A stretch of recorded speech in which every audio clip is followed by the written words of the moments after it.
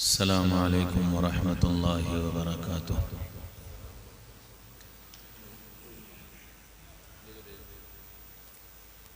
बिस्मिल्लाहिर रहमानिर रहीम। अल्हम्दुलिल्लाह नहमदुहु व नस्तईनुहु व नस्तगफिरुहु व नु'मिनु बिही व नतवक्कलु अलैहि व नऊज़ु बिल्लाहि मिन शुरूरि अनफुसिना व मिन सय्यिआति अअमालिना। मन यहदिहिल्लाहु फला मुज़िल्ल लहु व मन युज़लिल्हु फला हादिय लहु व नशहदु अन ला इलाहा इल्लल्लाहु वहदहु ला शरीक लहु व नशहदु अन्न सय्यिदना व नबिय्यना व मौलाना मुहम्मदन अब्दुहु व रसूलुहु व सल्लल्लाहु अलैहि व अला आलिहि व अस्हाबिहि व अज़वाजिहि व बारक व सल्लम तस्लीमन कसीरन कसीरा। अम्मा बअद फ़अऊज़ु बिल्लाहि मिनश शैतानिर रजीम। बिस्मिल्लाहिर रहमानिर रहीम। लक़द मन्नल्लाहु अलल मुअमिनीन इज़ बअस फ़ीहिम रसूला व क़ाल तआला वमा कान मुहम्मदुन अबा अहदिम मिर रिजालिकुम वलाकिन रसूलल्लाहि व ख़ातमन नबिय्यीन। व क़ाल रसूलुल्लाहि सल्लल्लाहु तआला अलैहि वसल्लम बुइस्तु लिउतम्मिम मकारिमल अख़लाक़। व क़ाल रसूलुल्लाहि सल्लल्लाहु तआला अलैहि वसल्लम या इब्न आदम अंत तुरीद व अना उरीद फ़इन सल्लमतनी फ़ीमा उरीद अअतैतुक मा तुरीद व इन नाज़अतनी फ़ीमा उरीद अतअबतुक मा तुरीद वला यकूनु इल्ला मा उरीद इन्नहु फ़अालुन लिमा युरीद। व क़ाल रसूलुल्लाहि सल्लल्लाहु तआला अलैहि वसल्लम तूबा लिअब्दिन जअलहुल्लाहु मिफ्ताहन लिल खैर व मिग़लाक़न लिश्शर औ कमा क़ाल अलैहिस्सलातु वस्सलाम।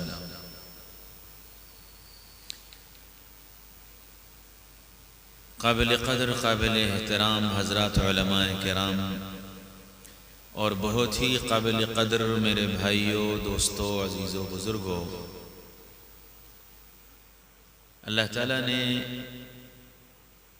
हम इंसानों को दिल दिया है और दिल का एक काम बनाया है और वो काम है मोहब्बत करना। तो दुनिया में कोई इंसान ऐसा नहीं है जिसका दिल मोहब्बत न करता हो ही नहीं सकता। दुनिया में कोई इंसान ऐसा हो ही नहीं सकता जो मोहब्बत न करता हो, क्योंकि अल्लाह ताला ने इस दिल को बनाया ही मोहब्बत करने के लिए। अब ये बात अलग है कि इख्तियार हमें दे दिया कि हम मोहब्बत किससे करें, जायज़ करें, नाजायज़ करें, हलाल करें, हराम करें, ये इख्तियार है। जैसे अल्लाह ताला ने दिल को मोहब्बत करने के लिए बनाया, इसी तरह अल्लाह ताला ने मोहम्मद रसूलुल्लाह सल्लल्लाहु अलैहि वसल्लम को मोहब्बत किए जाने के लिए बनाया। मोहम्मद सल्लल्लाहु अलैहि वसल्लम को अल्लाह ताला ने मोहब्बत किए जाने के लिए बनाया। क्या आप सल्लल्लाहु अलैहि वसल्लम की ज़ात ऐसी है जिससे मोहब्बत की जाएगी और फिर मोहब्बत खुद करके दिखाई। आप सल्लल्लाहु अलैहि वसल्लम से खुद मोहब्बत करके दिखाई। सहाबा से मोहब्बत करवा कर दिखाया, और ऐसी मोहब्बत आप सल्लल्लाहु अलैहि वसल्लम की अल्लाह ताला ने दुनिया में रखी कि इंसानों ने, जिन्नातों ने, जानवरों ने, परिंदों ने, पहाड़ों ने, पत्थरों ने, दरख्तों ने, हर चीज ने आपसे मोहब्बत की और दुनिया के सामने अपनी मोहब्बत के नमूने कायम कर दिए।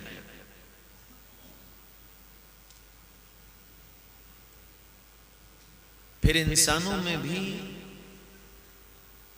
अल्लाह ताला ने अजीब अजीब मोहब्बत करने वाले बनाए, जो दुनिया में नबी से मोहब्बत की अपनी मिसाल छोड़कर गए कि हजरत मोहम्मद सल्लल्लाहु अलैहि वसल्लम से कैसे मोहब्बत की जाती है। अल्लाह ने मोहब्बत की तो उसकी दलील दी कि मैं अपने नबी से मोहब्बत करता हूं, उसकी दलील दी। दलील इस तरह दी कि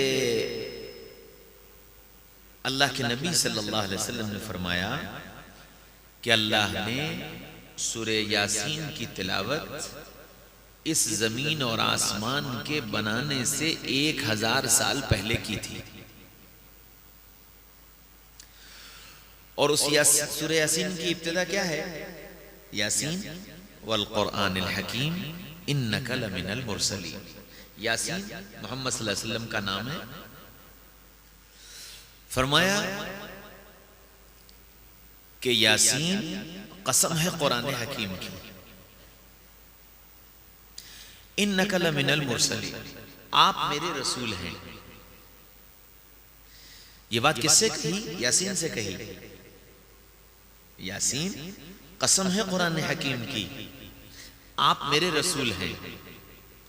गोया ये बता दिया कि जमीन और आसमान के बनाने से 1000 साल पहले और उससे भी पहले मैं अपने महबूब को बना चुका था। बना दिया था जभी तो कहा इन्नका लमिनल मुरसलीन, कि आप मेरे रसूल हैं। अगर बनाया ही ना होते तो क्यों कहते? अगर न बनाया होता तो ये कहते कि आप मेरे रसूल होंगे। ये नहीं कहा, ये कहा आप हैं, आप मेरे रसूल हैं। गोया ये बताने के लिए कि पूरी दुनिया को ये बात मालूम हो जाए कि हजरत मोहम्मद सल्लल्लाहु अलैहि वसल्लम को जमीन और आसमान के बनाने से हजारों साल पहले बना दिया गया। जमीन और आसमान की पैदाइश साइंसदानों की और मुहक्किकीन की तहकीक के मुताबिक तकरीबन 10 अरब साल हो चुके हैं, और इंसानों की तारीख को अभी 10,500 साल हुए हैं। तो 10,500 साल पहले अल्लाह ने पहला इंसान आदम अलैहिस्सलाम को बनाकर जमीन पर भेजा, और जमीन और आसमान 10 अरब साल पहले बनाए, और उससे 1000 साल पहले मोहम्मद रसूलुल्लाह सल्लल्लाहु अलैहि वसल्लम को बनाया। और आपको जमीन और आसमान के बनाने से पहले बनाया, दलील है उसकी ये कि अल्लाह ने यूं फरमाया कि मोहम्मद सल्लल्लाहु अलैहि वसल्लम अगर आपको न बनाता तो जमीन और आसमान ही न बनाता। अगर आपको न बनाता तो जमीन और आसमानी को न बनाता। पता ये चला कि मोहम्मद रसूलुल्लाह का वजूद हो चुका था, अब इनके लिए कायनात बनानी थी, अब इनके लिए कायनात बनानी थी। तो मोहम्मद रसूलुल्लाह सल्लल्लाहु अलैहि वसल्लम के लिए कायनात बनाई गई।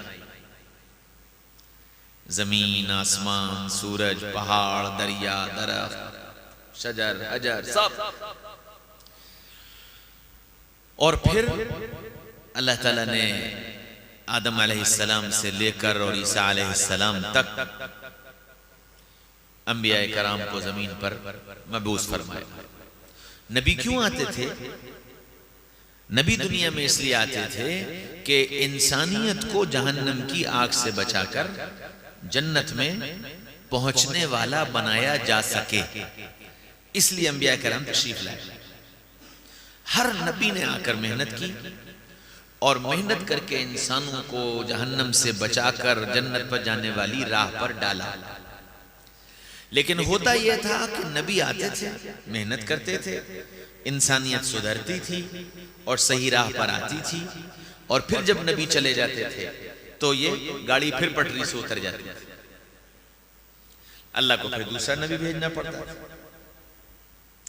अल्लाह चाहते तो सबसे पहले मोहम्मद रसूलुल्लाह सल्लल्लाहु अलैहि वसल्लम को भेज देते। कायनात तुम्हारे लिए, ये इंसान तुम्हारे लिए, जिन्नात और फरिश्ते तुम्हारे लिए, शजर और हजर तुम्हारे लिए, जाओ तो। लेकिन अल्लाह ताला ने मोहम्मद रसूलुल्लाह सल्लल्लाहु अलैहि वसल्लम को सबसे आखिर में भेजा, और इसलिए सबसे आखिर में भेजा कि अल्लाह को अपने महबूब से प्यार था, और जिससे प्यार होता है उसको अपने से जुदा नहीं किया जाता, इल्ला ये कि कामी न चले, मजबूरी आ जाए। तो सबसे आखिर में मोहम्मद रसूलुल्लाह सल्लल्लाहु अलैहि वसल्लम को भेजा। फिर आप सल्लल्लाहु अलैहि वसल्लम को भेजा तो फरमाया कि हमने तुमको दुनिया में इसलिए भेजा है ताकि तुम इंसानियत के सामने अखलाक का आला नमूना पेश करो। इंसानियत का और अखलाक का आला नमूना पेश करो, वो नमूना जो कायनात में पेश नहीं किया गया, वो नमूना पेश करो और सारी इंसानियत को बताओ कि इस्लाम के पैगंबर सैयदना मोहम्मद रसूलुल्लाह सल्लल्लाहु अलैहि वसल्लम दुनिया में आपस में किस तरह मोहब्बत से जीना सिखाकर गए।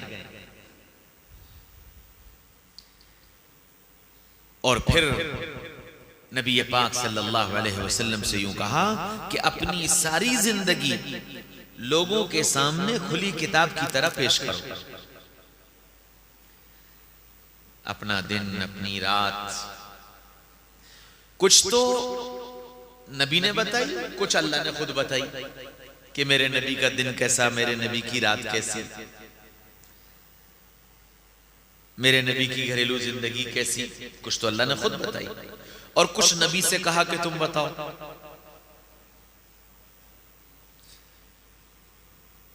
कुछ इबादत नबी से कहलवाई कि बताओ, और कुछ इबादत अल्लाह ने खुद बताई कि नबी ये इबादत कैसे करते हैं और इनका हाल क्या है। कुरान ने ऐलान किया।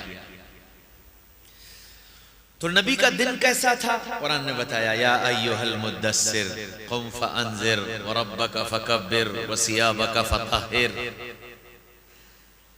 ओ चादर ओढ़कर बैठने वाले, उठ जाओ, क्योंकि वो कमली लपेटने वाला जब से नबूवत मिली सुकून से नहीं बैठा। उसने क्या किया, उसने लोगों को समझाया। तो ए दुनिया इंसानियत और ए मोहम्मद रसूलुल्लाह सल्लल्लाहु अलैहि वसल्लम के उम्मतियों, तुम्हारी भी जिम्मेदारी है कि तुम दुनिया के इंसानों के दरमियान में फिर कर इनको समझाओ, इनको गलत रास्ते से निकालो, इनको सही राह पर लाने की कोशिश करो। समझाओगे कैसे? रब्बका फकब्बिर। उस चादर ओढ़ने वाले ने इंसानियत के दरमियान में फिर कर अल्लाह की बड़ाई को बयान किया था। तो तुम जहां जाओ, जहां रहो, जिस माहौल में रहो, उस जगह अल्लाह की बड़ाई को बयान करो।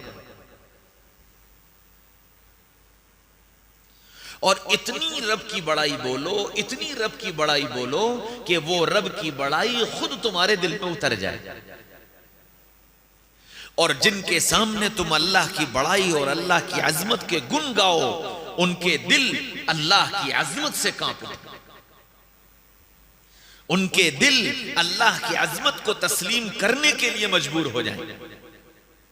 जिस तरह सैयदना मोहम्मद रसूलुल्लाह सल्लल्लाहु अलैहि वसल्लम ने मक्का की गलियों में फिर फिर कर, मिना के बाजारों में फिर फिर कर, अराफात के मैदान में फिर फिर कर, मुज़दलिफा के बाजार मैदान में फिर फिर कर, और मक्का के बाजारों में जा जाकर एक एक की दुकान पर और एक एक के दरवाजे पर अल्लाह की अजमत को और अल्लाह की बड़ाई को, अल्लाह की वहदानियत को और अपनी रिसालत को इतना समझाया कि जो सही तबीयत वाले थे, जो सही मिजाज वाले थे, नबी की बातों को सुनकर फौरन लब्बैक कहने के लिए तैयार हो गए। वो अबू बकर हों, वो उमर हों, वो उस्मान हों, वो अली हों, वो साद हों, वो सईद हों, वो तलहा हों, वो जुबैर हों, वो अब्दुर्रहमान इब्न औफ हों रज़ी अल्लाह अन्हुम अजमईन, कि इधर नबी की आवाज़ सुनी, इधर नबी की बात सुनी, उधर नबी की आवाज़ पर लब्बैक कहा कि इस तरह तुम सारी दुनिया में फिर कर अल्लाह की बड़ाई बयान करो। इस दौर में अल्लाह ताला ने ये जो दावत का काम दिया है, दावत का काम इसीलिए कि गलियों गलियों, घर घर, कुंडी कुंडी बजा बजा कर अल्लाह की बड़ाई, अल्लाह की अजमत, अल्लाह की ताकत, अल्लाह की किबरियाई इतना बोलो, इतना बोलो, इतना बोलो कि घर का हर फर्द अल्लाह की अजमत से उसका दिल सरशार हो जाए और एक एक घर के अंदर अल्लाह की बड़ाई के तस्करे शुरू हो जाए। ये नबी का दिन है। वसियाबा का फताहिर, और देखो नबी ने अपने आप को पाक साफ रखा, जाहिर को भी और बातिन को भी। तुम नबी का काम करने जा रहे हो और तुम नबी की दावत को लेकर घर घर की कुंडी बजाने जा रहे हो, तुम लोगों के दरमियान फिरने के लिए निकले हो, तो सुनो, पहली जिम्मेदारी यह है वसियाबा का फताहिर, अपने को जिस्मानी एतबार से भी, अखलाकी एतबार से भी, किरदार के एतबार से भी, मामलात के एतबार से भी बिल्कुल साफ सुथरा रखना कि तुम्हारी दावत बेजान हो जाएगी अगर तुम बदकिरदार होगे, तुम्हारी दावत बेजान हो जाएगी अगर तुम बद अखलाक होगे, तुम्हारी दावत बेजान हो जाएगी अगर तुम बातिन से गंदे होगे, तुम्हारी दावत बेजान हो जाएगी अगर तुम जाहिर से गंदे होगे। कि तुम नबी की दावत लेकर खड़े हुए हो, नबी का दिन यह है वसियाबा का फताहिर कि उसके कपड़े बिल्कुल पाक साफ, जाहिर के भी और बातिन के भी,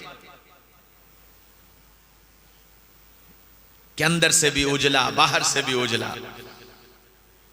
तुम रसूलुल्लाह सल्लल्लाहु अलैहि वसल्लम से मोहब्बत का दम भरते हो और उनके काम को अपना काम बताते हो और उनके मिशन को अपना मिशन समझते हो, तो फिर तुम्हारी भी जिम्मेदारी है कि अपने आप को किरदार के एतबार से पाक साफ करो, अपने आप को जबान के एतबार से पाक साफ करो, अपने आप को अखलाक के एतबार से पाक साफ करो, अपनी रूह को पाक साफ करो, हसद से, गीबत से, बोहतान से, झूठ से, जुल्म से, ज्यादती से, नाइंसाफी से, सूद से, धोखे से, इन सब चीजों से अपने को पाक साफ करके फिर अल्लाह की अजमत की दावत लेकर जाना।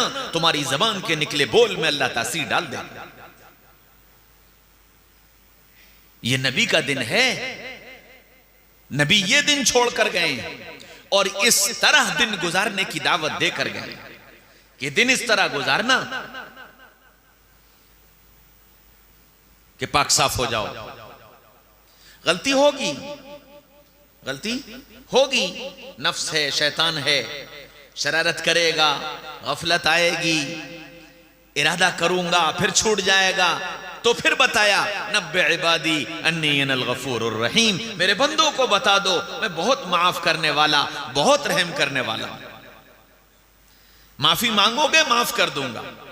शर्त यह है कि नदामत हो, शर्त यह है कि अपने को गलत समझो, शर्त यह है कि ये समझो कि मुझसे गलती हो सकती।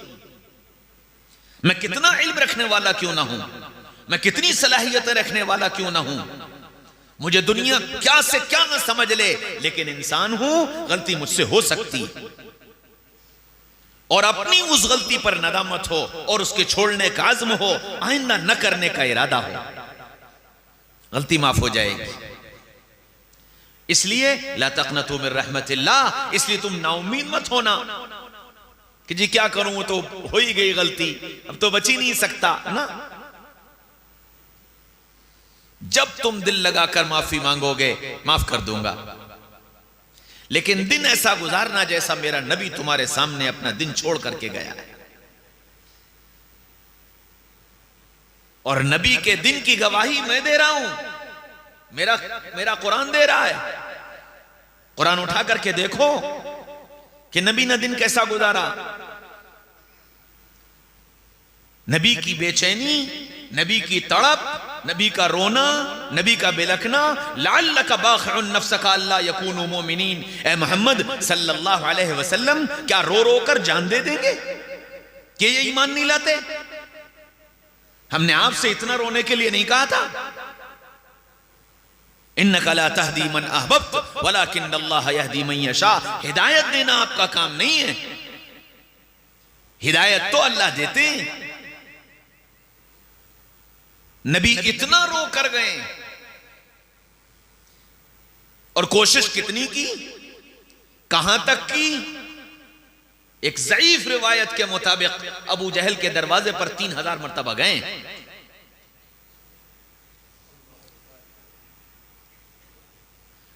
और उस रिवायत को ज़ईफ मान लो और कम कर लो, 3000 से घटाकर कितने मौके ऐसे अहादीस में बयान किए गए कि अगर उनकी गिनती की जाए तो कम से कम 40-50 तक पहुंचती है।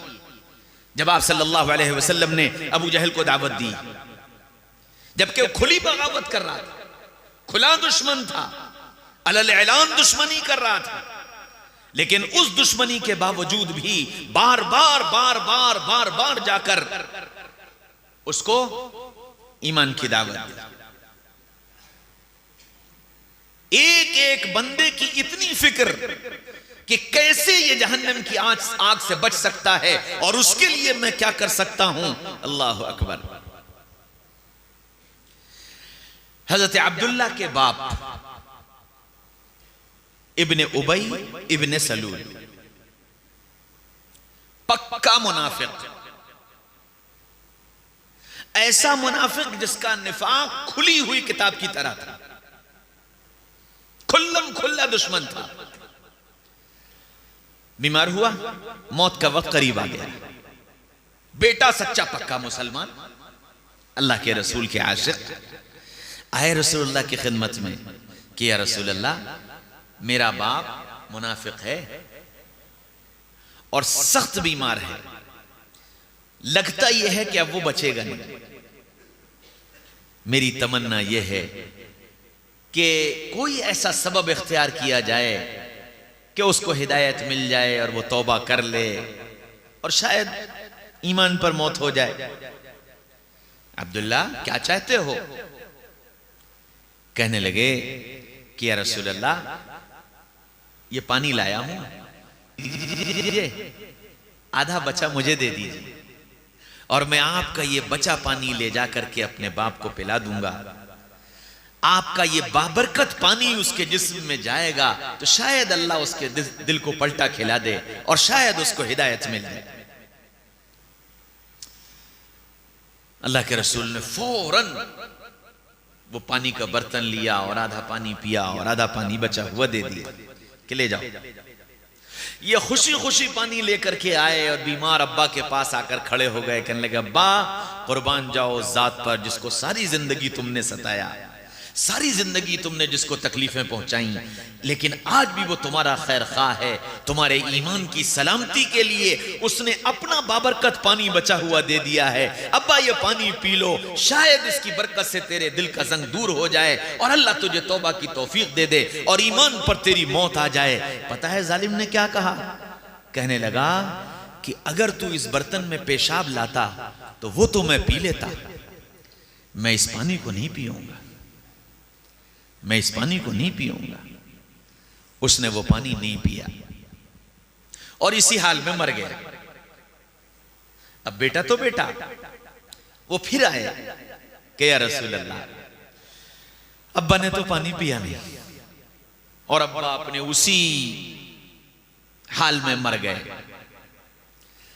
या रसूल अल्लाह, अगर आप अपना कुर्ता दे दें और आपके कुर्ते में हम अब्बा को कफन दे दें तो शायद अल्लाह उसे अजाब से बचा ले।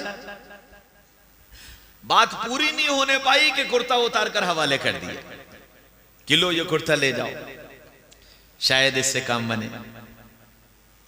चंद कदम चले फिर लौट कर आए, या रसूल अल्लाह, कहना तो नहीं चाहिए लेकिन दिल ये चाहता है कि आप अब्बा को गुस्ल दे दें। शायद आपके गुस्ल देने से और आपके कुर्ते में कफनाने से उसकी मग़फ़िरत हो जाए। चलो चल दिए, जाकर गुस्ल दिया, अपने कुर्ते में कफनाया। जा रहे थे तो रास्ते में उमर मिल गए। पूछा, है रसूलल्लाह कहां? फरमाया, उबई इब्न सलूल का इंतकाल हो गया है, उसकी नमाज जनाजा पढ़ाने जा रहा हूं। फरमाया, ना या रसूल अल्लाह, वो पक्का मुनाफिक है, आप उसकी नमाज नहीं पढ़ाएंगे। फरमाया, उमर मुझे अल्लाह ने मना नहीं किया, मुझे अल्लाह ने मना नहीं किया, फिर तुम क्यों मना करते हो? नहलाया, कफनाया, बेटे की दरखास्त पर नमाज जनाजा पढ़ाई। फिर बेटे ने कहा कि या रसूल अल्लाह, अपने हाथ से कब्र में उतार दीजिए, शायद इसकी बरकत से अल्लाह इसे बख्श दे। अपने हाथ से कब्र में उतार दिया। फिर एक आखिरी और दरखास्त की, या रसूल अल्लाह, इसने पानी तो नहीं पिया था, अब तो ये मर गया है, आप इसका मुंह खोलकर अपना लुआब दहन डाल दीजिए, शायद इसकी बरकत से इसकी मग़फ़िरत हो जाए और इसकी जान बच जाए। रसूलुल्लाह ने कब्र में उतरकर उसका मुंह खोलकर अपना लुआब दहन डाला। 300 मुनाफिक खड़े ये सारा मंजर देख रहे थे। जब रसूलुल्लाह इस अमल से निकलकर बाहर आए तो उन 300 के 300 ने सच्ची पक्की तौबा की और सच्चे पक्के मुसलमान बने। खत्म हो गई कहानी। अब लौटे तो जिब्रील आ गया। इन तस्तग़फिर लहुम औ ला तस्तग़फिर लहुम 70 मर्रतन फलन यग़फिर अल्लाहु लहुम। ए मोहम्मद सल्लल्लाहु अलैहि वसल्लम, इन जैसे मरदूदों के लिए आप इस्तग़फ़ार करें या ना करें और 70 मरतबा करें तो भी मैं इन्हें माफ नहीं करूंगा। और आज के बाद आप किसी मुनाफिक के जनाजे पर या उसकी कब्र पर खड़े नहीं होंगे। जानते हो उसके बाद क्या कहा? फरमाया कि अगर अल्लाह मुझसे ये कहता कि 70 मरतबा पे तो माफ नहीं करूंगा, लेकिन अगर 70 से ज्यादा कर लोगे तो माफ कर दूंगा, तो मैं इसकी जनाजे की नमाज 71 मरतबा पढ़ाता। हाँ मेरे भाइयों, दोस्तों, अजीजों, बुजुर्गों, अच्छा जरा सोचो, ये जो जिब्रील आयत लेकर के आए, ये जब पानी दिया था उस वक्त भी तो आ सकते थे। जब पानी दिया था उस वक्त भी तो आते कि यार रसूलुल्लाह ये क्या कर रहे हैं आप, मैं उसे माफ नहीं करूंगा, आप कुछ भी करो और आपको ये सब नहीं करना, ये उस वक्त भी तो कह सकते थे। लेकिन अल्लाह ने उस वक्त नहीं भेजा। क्यों? क़यामत तक के आने वाले इंसानों को एक मिसाल और एक नमूना दिखाना था कि देखो मुहम्मदुर रसूलुल्लाह का जानी दुश्मन और हर पल आपसे दुश्मनी करने वाला, इस जात की शान देखो और इस जात के अखलाक देखो कि अपने दुश्मन के साथ किस हद तक एहसान करने के लिए जा सकता है। इस अमल के जरिए से मेरे महबूब को पहचानो कि मेरा महबूब कितना बाइखलाक और कितने बड़े किरदार वाला है। और दूसरी बात, पूरी उम्मत को एक पैगाम दिया कि जिन मामलात का ताल्लुक अल्लाह से है उनमें तुम दारोगा मत बनो। जिन मामलात का ताल्लुक अल्लाह से है उनमें तुम फैसल और जज मत बनो, तुम दारोगा मत बनो। वो मामला अल्लाह का है, फैसला अल्लाह की तरफ से होगा। तुम इंसान होने की हैसियत से उसके साथ एहसान करते रहो, एहसान करते रहो जहां तक कर सकते हो। हद क्या है ये रसूलुल्लाह ने खुद करके दिखा दिया कि एहसान की हद क्या है, कहां तक जाया जा सकता है। क्योंकि उसका निफाक खुला था और फिर वो अल्लाह के रसूल थे, आसमान से बताया जा चुका था, इसलिए उसका हुक्म अलग है। मेरे तुम्हारे जमाने में आज निफाक का दरवाजा बंद हो चुका है। हमको तुमको किसी के बारे में यह फतवा देने की इजाजत नहीं कि फला मुनाफिक है और फला नहीं है। इसलिए हमारे तुम्हारे सामने तो सिर्फ दो राहें हैं, ईमान या कुफ्र। कितना बड़ा गुनाहगार क्यों ना हो, हम उस पर निफाक का फतवा नहीं लगा सकते। वो ईमान वाला है तो ईमान वाला है, वो अल्लाह का इकरार करता है, वो रसूलुल्लाह की रिसालत का इकरार करता है, वो साहिब ईमान है। अब उसका और आखिरत का, उसका और अल्लाह का क्या मामला है, ये उसके और अल्लाह के दरमियान है। हमारे जिम्मे उसके साथ एहसान है। कैसा, कितना, ये रसूलुल्लाह सल्लल्लाहु अलैहि वसल्लम ने करके दिखाया। कितना एहसान करना और इस हद तक करना। सैयदना मोहम्मद रसूलुल्लाह सल्लल्लाहु अलैहि वसल्लम को अखलाक का नमूना कायम करने के लिए बनाकर भेजा गया, हर एतबार से।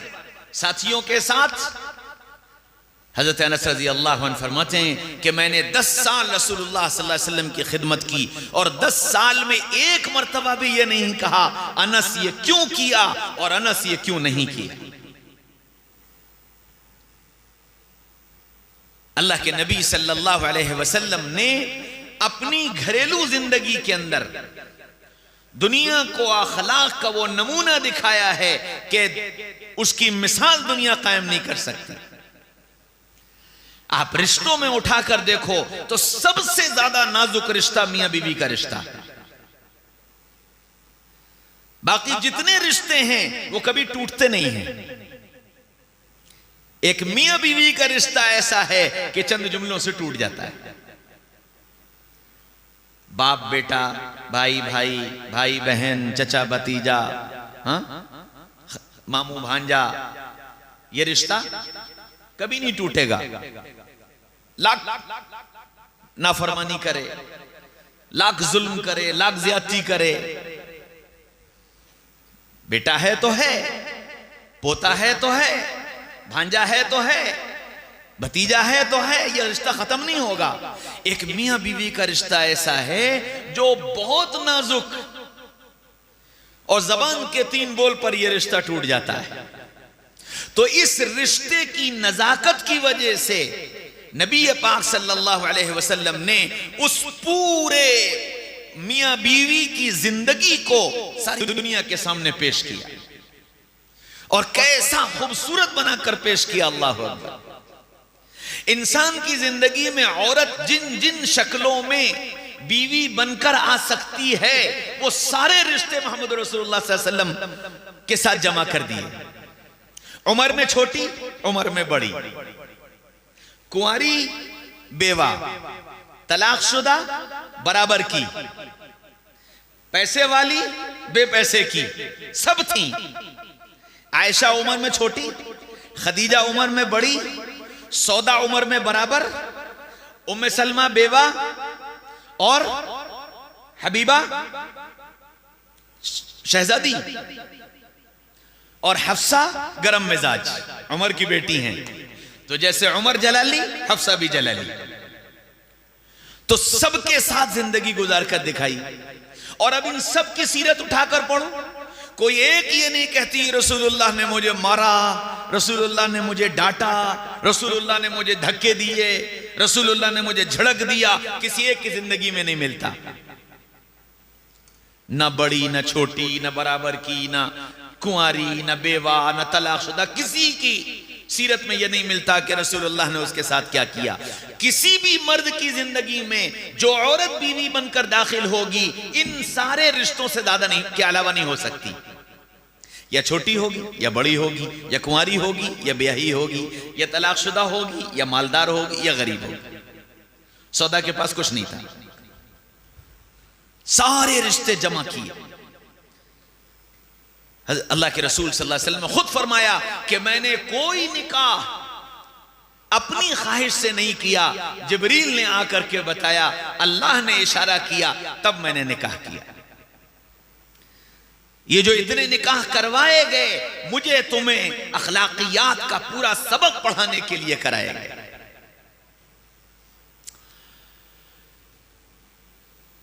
अल्लाह के रसूल सल्लल्लाहु अलैहि वसल्लम जिहाद के लिए निकले, जंग के लिए।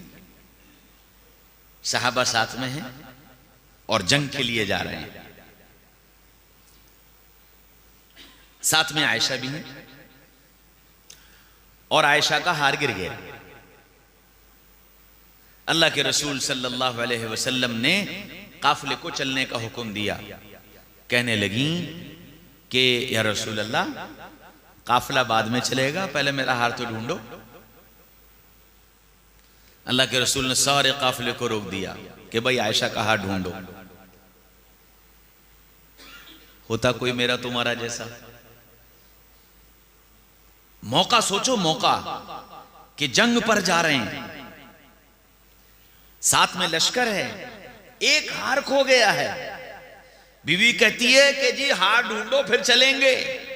एक बार भी ये नहीं कहा कितनी लापरवाह हो, तुम्हें नहीं मालूम कैसा सफर है, कितने लोग इंतजार में हैं और तुम्हें अपनी हार की पड़ी है, छोड़ो हार को, चलो।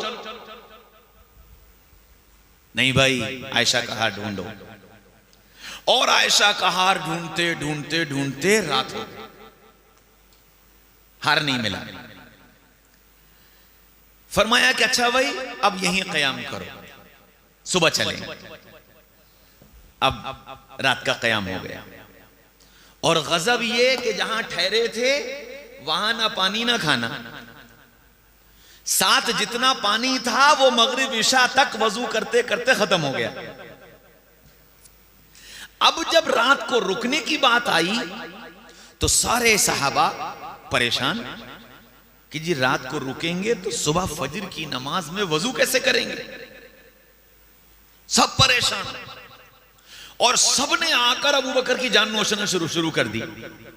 तेरी बेटी की वजह से ऐसा हुआ, तेरी बेटी की वजह से ऐसा हुआ, अब बताओ फजर की नमाज कैसे पढ़ेंगे, अब बताओ वजू कैसे करेंगे। सब आकर अबू बकर पर चढ़े चले जा रहे हैं। अब जाहिर बात है, अबू बकर तो अबू बकर बाप थे, गुस्सा आ गया, उठे और सीधे आयशा के खेमे में। वहां पहुंचे तो देखा रसूलुल्लाह सल्लल्लाहु अलैहि वसल्लम आयशा की गोदी में सर रखे सो रहे हैं और आयशा बैठी हुई। अब्बा का चेहरा लाल और पेशानी पे बल पड़े हुए। अब रसूलुल्लाह को सोते देखा, गुस्सा करेंगे तो आंख खुल जाएगी और गुस्सा ना करें तो बाहर वालों को क्या जवाब दे। तो बगल में आए और आकर के आयशा के नोचना शुरू कर दिया, तेरी वजह से ऐसा, तेरी वजह से ऐसा। आयशा तनी बैठी कि कहीं मेरी हरकत की वजह से रसूलुल्लाह की आंख ना खुल जाए। बहरहाल वो जब तकलीफ हुई, हरकत हुई, अल्लाह के रसूल उठ गए। अबू बकर को देखा, क्या बात है? कहने जी या रसूलल्लाह, बाहर तो बड़ा मसला बन गया। कि क्या हुआ? कि पानी नहीं है, फजर की नमाज कैसे होगी? अच्छा। अल्लाह के रसूल उठकर बैठ गए, आसमान की तरफ देखा, जिब्रील आ गया। जिब्रील आ गया, वइन कुंतुम मर्दा औ अला सफरिन फलम तजिदू माअन फतयम्ममू सईदन तय्यिबन फमसहू बिवुजूहिकुम। आज तक जो नहीं हुआ था, आदम से लेकर मोहम्मदुर रसूलुल्लाह तक किसी नबी को यह दौलत नहीं मिली। वहां अगर वजू है तो है और अगर वजू नहीं तो कोई बदल नहीं। आज वो बदल आयशा की वजह से आसमान से नाजिल हो रहा है कि मोहम्मद सल्लल्लाहु अलैहि वसल्लम परेशान होने की कोई बात नहीं। साथियों से कहिए पानी नहीं है तो तयम्मुम कर लें, तयम्मुम कर लें। बाहर तशरीफ लाए, अल्लाह के रसूल भी आए, अबू बकर भी आए और सहाबा सारे गुस्से में बैठे हुए। और अबू बकर को, अबू बकर तेरी बेटी की वजह से आज नमाज जाएगी, तेरी बेटी की वजह से। तो हज़रत अबू बकर सिद्दीक़ रज़ी अल्लाह अन्हु ने फरमाया कि नहीं, अल्लाह ने मसला हल कर दिया। और फिर तयम्मुम की आयत सुनाई कि अल्लाह ने यह हुक्म दिया है कि तयम्मुम करो और तयम्मुम करके नमाज पढ़ो। अब जो ये आयत सुनी तो वो जितने गुस्सा कर रहे थे ना, सब अबू बकर की दस्तबोसी करने लगे। अबू बकर अल्लाह तुझे जज़ाए खैर दे, तेरी वजह से उम्मत को कितनी खैरें मिली। अबू बकर तुझे अल्लाह जज़ाए खैर दे, तेरी बेटी की वजह से उम्मत को कितनी खैरें मिली, इतनी बड़ी खैर। वजू हो गया, नमाज हो गई, चलो भाई आयशा हार छोड़ो चलो। और फिर वो लंबा वाकया, ऊंट खड़ा हुआ तो हार ऊंट के नीचे मिल गया। ढिंडोरा शहर में लड़का बगल में कि वो हार ऊंट के नीचे पड़ा हुआ था। अब इस सब के दौरान ऊंट के उठने और उसके चलने और काफिले के आगे चले जाने और हज़रत सफवान का पीछा आना और फिर वो मुनाफिकीन का हज़रत आयशा पर तोहमत लगाना, ये सब हुआ। जब तोहमत लग गई और लोग आयशा के बारे में बुरी बुरी बातें करने लगे,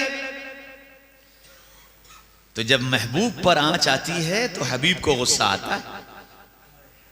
जब महबूब पर आंच आती है तो हबीब को गुस्सा आता है।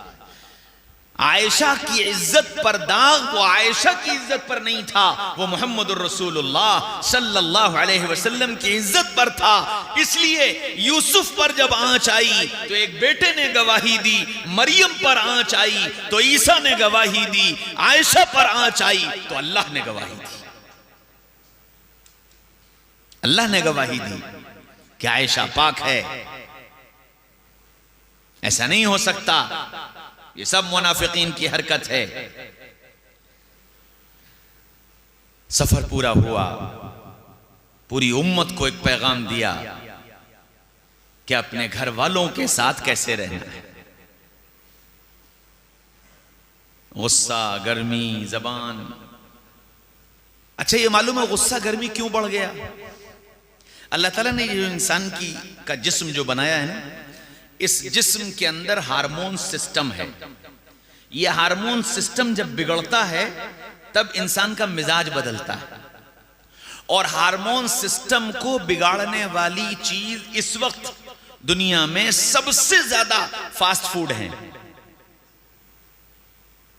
पिज्जा, बर्गर, नूडल्स, मैगी, ये ले आओ बाजार से, ये मंगवा लो, अभी आता है, अभी कॉल करते हैं, अभी आता है। ये सारी चीजें हार्मोन सिस्टम को बिगाड़ कर इंसान के अंदर गुस्सा और आदम बर्दाश्त को पैदा करती हैं। और इस गुस्से और आदम बर्दाश्त का नतीजा घर का टूटना है। गुस्सा और आदम बर्दाश्त का नतीजा घर का टूटना है। तो नबी पाक सल्लल्लाहु अलैहि वसल्लम ने हमको घरेलू जिंदगी सिखाई कि औरतों के साथ कैसे रहना है। हजरत सफिया रजी अल्लाह अन्हा ने हलवा बनाया। अल्लाह के रसूल आयशा के घर में थे, हलवा बहुत अच्छा बना तो अल्लाह के रसूल से मोहब्बत थी। दिल में ख्याल आया कि लाओ ये हलवा अल्लाह के रसूल की खिदमत में पेश कर दूं। तो एक प्याले में हलवा लेकर के सफिया हजरत आयशा के घर पहुंच गई। सुबह सुबह दरवाजा खटखटाया, आयशा ने दरवाजा खोला। सफिया इस वक्त कैसे? आयशा हलवा बनाया था, हलवा बहुत अच्छा बना, दिल चाहा रसूलुल्लाह को खिला दूं। वो लेके आई थी कि नहीं, अच्छा जरा मैं भी तो देखूं तेरा हलवा। आयशा ने सफिया ने फौरन प्याले पर से ढक्कन हटाया और जैसे ही ढक्कन हटाया आयशा ने दोनों हाथ प्याले के अंदर डाल करके और हलवा हाथ में ले करके सफिया के मुंह पे मल दिया। सफिया ये लो तुम्हारा हलवा। और अब इस खटर पटर में रसूलुल्लाह को आवाज सुनाई दे गई। अल्लाह के रसूल उठकर आ गए। आयशा क्या हुआ? आयशा क्या हुआ? या रसूलुल्लाह मेरा घर, मेरी बारी और हलवा सफिया खिलाएगी। मेरा घर, मेरी बारी और हलवा सफिया खिलाएगी। सफिया क्या हुआ? या रसूलुल्लाह हलवा बनाया था, बहुत अच्छा हलवा बना, दिल चाहा आपको खिला दूं। हलवा लेकर आई थी, देखिए आयशा ने क्या किया। अल्लाह के रसूल मुस्कुराए और आयशा के पीछे आकर खड़े हो गए और पीछे से आकर आयशा के यूं करके हाथ पकड़ लिए। फरमाया कि सफिया, अब प्याले में जितना हलवा बचा है वो सब तुम आयशा के मुंह पे मल दो। सफिया ने वो हलवा लेकर के आयशा के मुंह पे मल दिया। फरमाया सफिया बराबर हो गया, बराबर हो गया। सफिया मुस्कुराने लगी। फरमाया कि अच्छा चलो अब दोनों लोग अपने चेहरे से हलवा साफ करके इस प्याले में जमा करो। दोनों ने अपने चेहरों से हलवा साफ किया और उस प्याले में जमा किया। फरमाया आओ अब तीनों मिलकर खाएंगे, आओ अब तीनों मिलकर खाएंगे। घरेलू जिंदगी कैसी हो यह सिखाने के लिए मोहम्मद रसूलुल्लाह सल्लल्लाहु अलैहि वसल्लम तशरीफ लाए थे।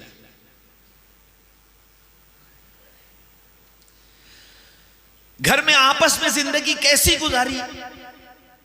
आप जरा सोचो कि 11 बीवियां और 11 बीवियों के घर के बारे में आयशा कहती हैं राइनल हिलाल सुम्मल हिलाल सुम्मल हिलाल, हमने एक चांद देखा और फिर चांद देखा और फिर चांद देखा, घर में चूल्हा नहीं जला। 11 घर में चूल्हा नहीं जला, 11 घर में खाने को नहीं मिला, लेकिन एक औरत भी आपको छोड़कर जाने के लिए तैयार नहीं, एक भी आपसे रिश्ता खत्म करने के लिए तैयार नहीं। आज एक वक्त न मिले तो आंखें दिखाने लगती है। क्यों कि मोहम्मद रसूलुल्लाह सल्लल्लाहु अलैहि वसल्लम ने उन औरतों को अखलाक का वो नमूना दिखाया था कि ये भूखा रहकर जान देने को तैयार थी, लेकिन रसूलुल्लाह को छोड़ने के लिए तैयार नहीं थी। अल्लाह के रसूल हज़रत आयशा के पास लेटे हैं। बड़े जमाने के बाद आज ये रवायत याद आई। आयशा के पास लेटे हैं रात के वक्त। अल्लाह के रसूल कभी इधर करवट लेते हैं, कभी इधर करवट लेते हैं, कभी इधर करवट लेते हैं, कभी इधर करवट लेते हैं, और फिर उसके बाद करवट ली और इतनी करवट ली कि आधा जिस्म बिस्तर के नीचे आ गया। हज़रत आयशा घबरा गई, या रसूल अल्लाह क्या हुआ? फरमाया आयशा भूख बड़ी लगी, आयशा भूख बड़ी लगी, बर्दाश्त नहीं हो रहा, तो अपने पेट को इस पलंग की पट्टी से दबा रहा था कि कुछ सुकून मिल जाए। आयशा रोने लगी, उठकर बैठ गई, कहने लगी या रसूल अल्लाह आप अल्लाह से बरकत की दुआ क्यों नहीं करते? फरमाया नहीं आयशा, नहीं आयशा, अगर मैंने अल्लाह से बरकत मांग ली और अल्लाह ने मुझे मेरे लिए फराखी के दरवाजे खोल दिए, तो बताओ मेरी उम्मत के गरीबों को कौन सहारा दे? मेरी उम्मत के गरीबों को कौन सहारा दे? आज अगर किसी के घर में फाका आएगा, किसी के घर में तकलीफ आएगी, उसकी तसल्ली के लिए यह बात काफी है कि मेरे ऊपर फाका आया तो क्या हुआ, मेरे महबूब मेरे आका सल्लल्लाहु अलैहि वसल्लम ने भी फाके किए थे। बताओ आयशा, उनकी तसल्ली के लिए मेरी जिंदगी होगी, और अगर मैं मुतमव्विल बन गया, मैं बड़े पैसे वाला बन गया, तो ये गरीब तो बेचारा अपनी गुर्बत में और अपने फाकों में तड़प तड़प कर मर जाएगा। नहीं आयशा, मैं अपने लिए फराखी की दुआ नहीं मांगता। और आयशा, मुझसे पहले जितने मेरे भाई आए, आदम से लेकर ईसा अलैहिस्सलाम तक, सब इसी गुर्बत में अपने अल्लाह से जा मिले। मैं भी अपने भाइयों की तरह इसी मस्कनत में अपने अल्लाह से जाकर मिल जाना चाहता हूँ। अल्लाहुम्मा अहयिनी मिस्कीना व अमितनी मिस्कीना वहशुरनी फी ज़ुमरतिल मसाकीन। ऐ मेरे रब, मुझे मस्कनत की हालत में जिंदा रख और मस्कनत की हालत में मेरी मौत आए, और कल क़यामत के मैदान में मिस्कीनों के साथ मुझे जमा कर दे। क़यामत तक के आने वाले इंसानों को पैगाम दिया। हाँ, गुर्बत का मतलब गुस्सा नहीं, गुर्बत का मतलब नाराजगी नहीं, गुर्बत का मतलब और ज्यादा मोहब्बत का बढ़ा देना, और ज्यादा मोहब्बत का बढ़ा देना। फिर जैसे जनाब रसूलुल्लाह सल्लल्लाहु अलैहि वसल्लम ने अपने घर वालों से, अपने सहाबा से, अपने साथियों से, अपने दोस्तों से मोहब्बत की, फिर उसी तरह सहाबा ने भी और घर वालों ने भी और फिर दोस्तों ने भी और फिर बाद के आने वालों ने भी, उन सब ने भी मोहब्बत का हक अदा किया। और जब उन्होंने मोहब्बत का हक अदा किया तो उनको उस मोहब्बत का इनाम मिला, उनको उस मोहब्बत का इनाम मिला। और क्या क्या इनाम मिले हैं, अल्लाह अकबर। एक जवान है शराब के नशे में धुत, दिन भर का काम यह है कि शराब पीना और शराब के नशे में मस्त रहना। सुबह सुबह अपने घर से निकला शराब खाने जाने के लिए, जा रहा था और चलते चलते नाली के किनारे एक कागज का टुकड़ा नजर आया और उस कागज पे लिखा था ला इलाहा इल्लल्लाह मुहम्मदुर रसूलुल्लाह। वो उस कलमे को कागज के टुकड़े पर देखकर और उस कागज के टुकड़े को नाली के किनारे पड़े देखकर ठहर गया और ठहर करके दाएं देखने लगा, बाएं देखने लगा, आगे देखता, पीछे देखता, फिर झुकता, फिर खड़ा होता। बेचैनी के हालत में वो इधर से उधर परेशान हो रहा था। कोई उसे नजर नहीं आया। फिर उसने अपना कुर्ता उतारा, कुर्ता उतार करके उस कुर्ते से उसने कागज के टुकड़े को उठाया और अपने कुर्ते में लपेटा और लपेट करके लेकर के मस्जिद के दरवाजे पर पहुंच गया। मस्जिद की सीढ़ियों पर चढ़ा और सीढ़ियों से खड़े होकर आवाज देना शुरू की, इमाम साहब, इमाम साहब, इमाम साहब। इमाम साहब सो रहे थे। कई आवाजें दी तो इमाम साहब उठे और उठ करके आए। क्या बात है, कौन हो, क्यों आवाजें दे रहे हो? कि जी इमाम साहब, मैं रास्ते से गुजर रहा था, नाली के किनारे एक कागज का टुकड़ा पड़ा था, उस पर मेरे अल्लाह का और मेरे महबूब का नाम लिखा था और मैं शराबी आदमी, पता नहीं मेरा जिस्म कैसा हो, मेरे हाथ कैसे हों, इसलिए मैंने उस कागज के टुकड़े को अपने हाथों से नहीं उठाया, मैं अपने कुर्ते से उसको उठा करके लाया हूं। इमाम साहब, इस कुर्ते में वो कागज का टुकड़ा रखा है, आप आइए और इस कागज के टुकड़े को उठा लीजिए और किसी ऊंची जगह पर रख दीजिए। इस पे मेरे अल्लाह का नाम है, मेरे महबूब का नाम है। इमाम साहब आए, उसका कुर्ता खोला, उसमें से कागज का टुकड़ा उठाया और एक ऊंची जगह पर रख दिया और जाकर लेट गए। और ये जवान सीढ़ी से उतरा और उतर करके चल दिया और फिर सीधे मैखाने पहुंचा और मैखाने में पहुंचकर इसने जाम लिया और शराब पी और शराब पर शराब पीता गया, यहाँ तक के नशे में मस्त हो गया, मगन हो गया और मैखाने में अपने नशे में धुत बैठा हुआ था। इधर इमाम साहब फिर सोए तो थोड़ी देर सोए थे कि ख्वाब में जनाब रसूलुल्लाह सल्लल्लाहु अलैहि वसल्लम की ज़ियारत हुई। फरमाया, उठो उठो, जाओ मेरे दोस्त को बुला करके लाओ, जाओ मेरे दोस्त को बुला करके लाओ। तो इमाम साहब हैरानी से पूछने लगे, कौन दोस्त? फरमाया, वो जो अभी तुम्हें मेरा और मेरे रब के नाम का कागज का टुकड़ा देकर गया। कौन है वो? कि उसका नाम बिश्र है, जाओ उसे बुला करके लाओ, वो मेरा दोस्त है। इमाम साहब हड़बड़ा करके उठे, दौड़े हुए आए, मैखाने के दरवाजे पर पहुंचे, सीढ़ियां चढ़ रहे थे। मैखाने में शराब पीने वालों ने इमाम साहब को आता देखा तो भगदड़ मच गई। कोई इधर भागा, कोई उधर भागा, कोई इधर से कूदा, कोई उधर से कूदा, सब चल दिए। लेकिन वो बिश्र नशे में इतना धुत था कि उसको कुछ पता नहीं चला, वही नशे में मस्त बैठा था। इमाम साहब ढूंढते ढांढते उसके पास पहुंच गए, कहने लगे, बिश्र। जब नाम लिया तो बिश्र ने यूं आंख उठाकर देखी, क्या बात है, चलो चलो।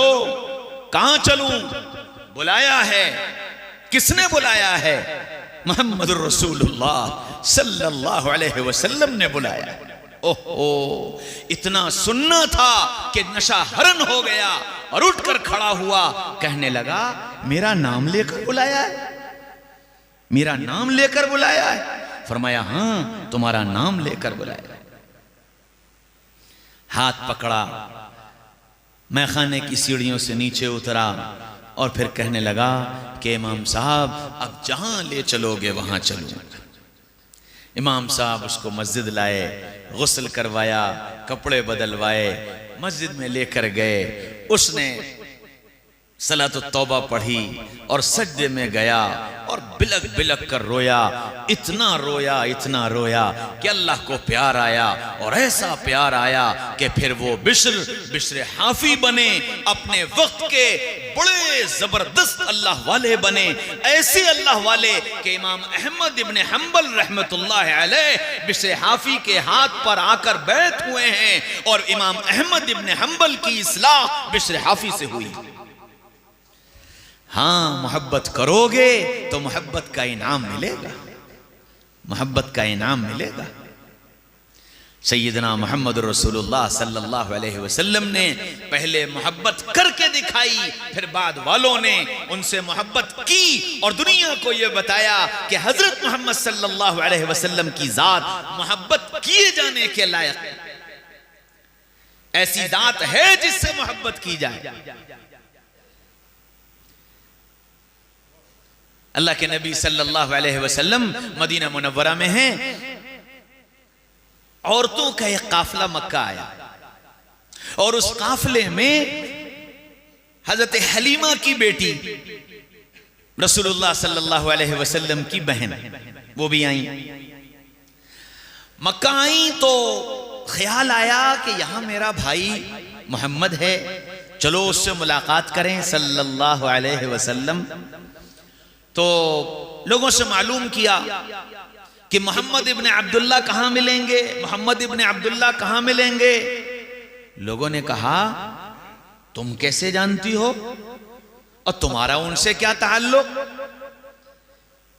कहने लगी कि वो मेरा भाई है, वो मेरा भाई है, मैं उसकी बड़ी बहन हूं। लोगों ने कहा तुम्हारा क्या नाम? कि मेरा नाम शीमा है। शीमा तेरा भाई मोहम्मद इब्न अब्दुल्ला, तुझे मालूम है वो कौन है? कि हाँ, ये जानती हूं कि बनु हाशिम का एक जवान है और बड़ा बरकतों वाला है, बरकतें उसकी मैंने अपने घर पर देखी हैं। बड़ा जमाना गुजर गया, मक्का आई थी, दिल चाहा कि भैया से मिलकर जाऊं। अरे शीमा, कहां मोहम्मद और कहां तुम? मोहम्मद सल्लल्लाहु अलैहि वसल्लम तो अब बहुत बड़े आदमी बन गए, बहुत बड़े आदमी बन गए, इतने बड़े कि लोग उनके सामने निगाह नहीं उठा पाते, लोगों की आवाज उनके सामने नहीं निकलती, कोई उनसे आगे नहीं चलता, हर एक उनके कदमों को अपने हाथों पर लेने के लिए तैयार रहता है। वो इतना बड़ा आदमी क्या तुम्हें पहचानेगा गांव की रहने वाली शीमा? कि नहीं। अच्छा, फिर ख्याल आया कि जो बचपन हमारे घर पर गुजरा है, उस बचपन की जिंदगी में मोहम्मद की जो शान थी सल्लल्लाहु अलैहि वसल्लम, उस शान से तो ऐसा नहीं लगता कि वो चाहे कितना बड़ा आदमी बन जाए और वो मुझे न पहचाने, ऐसा तो नहीं हो सकता। शीमा ने दलील पेश की, जी शीमा तुम क्या जानो, और तुम्हें पता भी है मदीने वाले उसको अपने सर आंखों पर बिठा कर ले गए, और वो तो अब यहां से मदीने चले गए और मदीना में उनकी सल्तनत चल रही है। क्या अच्छा, जरी लीडर थी, अपनी सहेलियों से मशवरा किया, चलो भाई मदीना चलेंगे, सबको तैयार कर लिया और मक्का से मदीना तक का सफर किया। मदीना के दरवाजे पर पहुंची तो चौकीदार ने रोक दिया, कौन हो, कहां से आई हो, यूं तो मदीना में दाखिल नहीं हो सकती। तो शीमा ने कहा जाओ और जाकर के अपने साहब से कह देना कि तुम्हारी बहन तुमसे मिलने आई है। तो वो कहने लगा, बहन? कैसी बहन, कौन सी बहन? मोहम्मद रसूलुल्लाह सल्लल्लाहु अलैहि वसल्लम तो यतीम पैदा हुए, आपकी तो कोई बहन थी नहीं कि तुमसे जितना कहा उतना करो। वो कासिद दौड़ा हुआ आया मस्जिद नबवी में, या रसूलल्लाह औरतों का एक काफिला आया है और उस औरतों में एक बड़ी जरी औरत है, वो ये कहती है जाकर अपने साहब से कह दो कि तुम्हारी बहन तुमसे मिलने के लिए आई है। फरमाया अच्छा, शीमा आई है, जाओ और शीमा को बड़े इकराम से लेकर आना, देखो उसे कोई तकलीफ ना पहुंचने पाए। ये कासिद फौरन लौट करके आए और आकर के बहन को और काफिले को लेकर गए, मस्जिद नबवी पहुंचे। अब जब पता चल गया कि रसूलुल्लाह की बहन है तो यूं कहा कि आप अपने काफिले में आई बहनों को यहां बिठाल दें और आप तशरीफ ले चलें। इधर रसूलुल्लाह सल्लल्लाहु अलैहि वसल्लम ने शीमा को दाखिल होते हुए देखा तो अपनी चादर उतार करके बिछा दी, चादर उतार करके बिछा दी। शीमा करीब आई, अल्लाह के रसूल के चेहरे पर निगाह पड़ी तो वो नूरानी और बाबर का चेहरा, शीमा की निगाह जो झुकी तो फिर निगाह उठ ही न सकी, निगाह उठ ही न सकी। करीब आई, फरमाया बहन शीमा आओ इस चादर पर बैठ जाओ। कहने लगी ना ए मोहम्मद ना, आपकी चादर पर शीमा पैर रखे, ऐसा नहीं हो सकता, ऐसा नहीं हो सकता। फरमाया शीमा इस चादर पर आकर बैठ जाओ और अपने भाई की दिल की तसल्ली का सामान करो, मेरी बात मान लो। ऐसी खुशामद से कहा। शीमा कहती हैं कि मैं अपने भाई की उस दरख्वास्त को टाल न सकी, मैं उस चादर पर जाकर बैठ गई और फिर मोहम्मद रसूलुल्लाह सल्लल्लाहु अलैहि वसल्लम ने मुझसे बातें करना शुरू की। लेकिन रसूलुल्लाह का इतना रौब था, इतना रौब था कि मेरी आवाज नहीं निकल रही थी। हर बात की जवाब में हाँ हूं जी हाँ, बस इससे ज्यादा एक लफ्ज शीमा की जबान से ना निकला। रसूलुल्लाह सल्लल्लाहु अलैहि वसल्लम बेइंतहा कोशिश करते रहे कि शीमा के दिल से ये हिजाब खत्म हो और बेतकल्लुफाना गुफ्तगू करे, लेकिन शीमा उस रौब से इतनी मरऊब हो चुकी थी कि जबान से अल्फाज नहीं निकल रहे थे।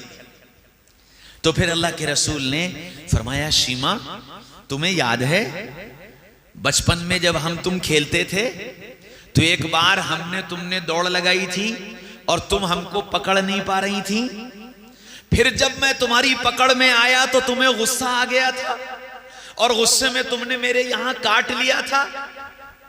तुम्हें मालूम है शीमा उस वक्त तुमने जो काटा था वो दांत के निशान आज भी बने हुए हैं। बहन तुम्हारे पास से आने के बाद मुझे फिर तुमसे मुलाकात मयस्सर न हुई, लेकिन जब तुम्हारी याद आई बहन तुम्हारे निशानों को देखकर मैंने अपने दिल को तसल्ली दी। मैं जब तुम्हारी याद आती थी अपनी बाहों को खोलकर और तेरे दांतों के इस निशान को देखकर अपने दिल को तसल्ली दिया करता था।